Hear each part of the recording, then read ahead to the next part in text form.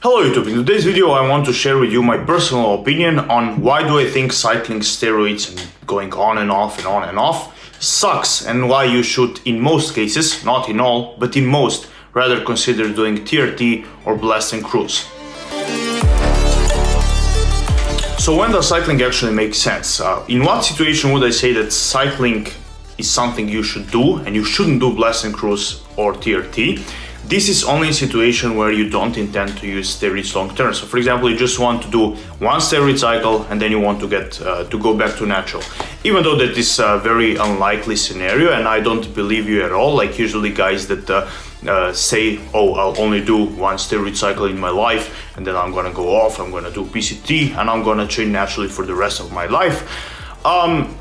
Usually it's not like that. Like usually it happens like that. They go on a cycle, they do a cycle. After a cycle, they come off, they realize how shit it feels to be natural, and they go right back on a cycle. They even spice up their cycle with another compound. But let's say that's not the case with you, and you actually know that you're only gonna do one steroid cycle, or maybe one every couple of years, right? So yeah, it makes sense. You won't be just like staying on TRT for the rest of your life for the sake of doing 1, 2, or even 3 cycles.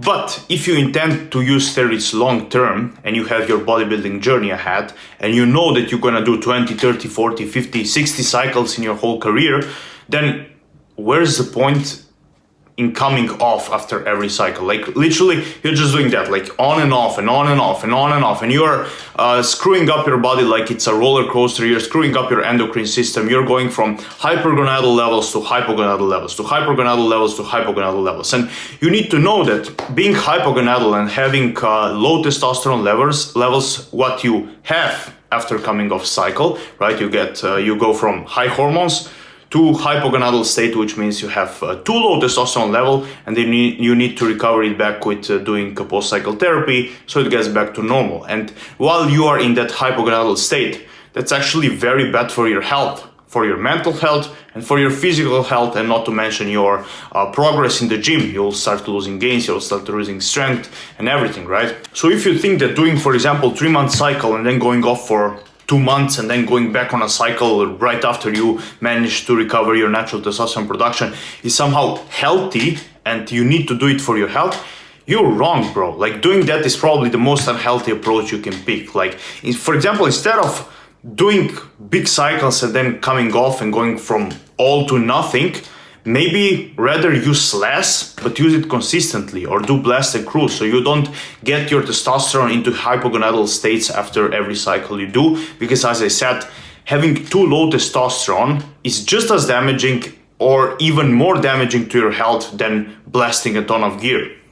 And there's not just health in a game, of course, there's also your progress. So you'll make much better progress with lower doses long term if you do blast and cruise or TRT with occasional blasts, whatever you want to pick, compared to doing on and off cycling. Because you need to know that every time you'll come off the cycle, you'll start losing gains that you made on a cycle. You'll start losing strength and you'll start losing muscle mass, right?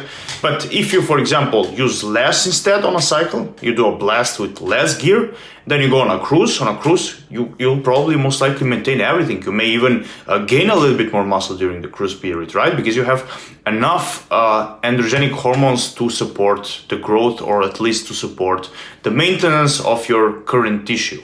And of course, with the word cruise, I don't mean cruising on 500 plus milligrams of gear like some guys nowadays do, but I mean like real cruise. So what would that be? Like, for example, something, yes, a little bit more than TRT, like probably you won't be dropping down to like 100 milligrams of testosterone a week if you're a bodybuilder, right? But something between like 150 to 250 milligrams of testosterone a week for the cruise period should be more than enough in order for you to keep your strength and muscle gains. So yeah, that's pretty much it for today's video. To conclude on short, yes, if you plan to do only a couple of cycles in your whole life and you don't intend to use steroids frequently, so let's say you just want to do one cycle every 2-3 years, cycling makes sense. Do the cycling, do the PCT, go back to natural. But for those of you who are planning to use steroids long term and consistently, don't do cycling because it's bad for your health and even worse for your progress. So in that case, rather consider doing TRT or blast and cruise. Hope you find my video useful. Like always, don't forget to like, subscribe, and comment to support the channel's growth, and see you next video.